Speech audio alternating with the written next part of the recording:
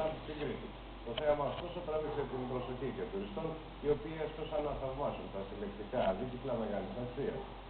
Με το σύνθημα «Κανένας δρόμος δεν είναι μακρύς αρκεί να έχεις καλή παρέα», οι φίλοι της Βέσπας συγκεντρώθηκαν σήμερα το πρωί στην Πλατεία Ελευθερίας. Στόχος, η δημιουργία ενός επίσημου κλαμπ και στην Κρήτη. Συγχαρητήρια στα παιδιά για τον τεράστιο κόπο που έχουν κάνει να συντηρήσουν τα οχήματα.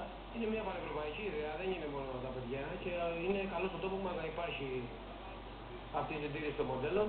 Στην πρώτη επίσημη συνάντηση των φίλων της Βέσπας, οι ιδιοκτήτες των δικύκλων αντάλλαξαν τις απόψεις τους πάνω σε τεχνικά ζητήματα, τονίζοντας παράλληλα ότι για τους ίδιους η Βέσπα δεν αποτελεί απλά ένα μέσο μετακίνησης.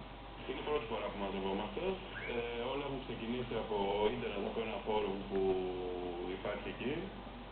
Και είπαμε να κάνουμε μια συνάντηση πιο πολύ για να βρεθούμε και να ανταλλάξουμε απόψεις γύρω από τη Βέσπα και γενικώς να κάνουμε μια πολύ ωραία παρέα. Η Βέσπα δεν είναι μετακίνηση, είναι ιδέα.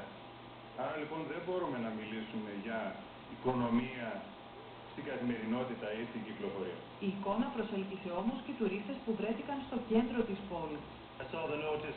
Είδα την ανακοίνωση στο διαδίκτυο και θεώρησα ότι ήμασταν τυχεροί που ήρθαμε στην Κρήτη για διακοπές και έτσι βρεθήκαμε σήμερα εδώ. Ανάμεσα στις δεκάδες βέσπες και κομμάτια με συλλεκτική αξία. Δεν κυκλοφορεί άλλο στην Κρήτη, είναι το μοναδικό. Ο είδος του. Βεσπά και BMW κυκλοφορεί πάρα πολλές. Αλλά αυτό γι' αυτό κυκλοφορεί άλλο. Αφιερώνεται πολύ χρόνο. Πάρα πολύ.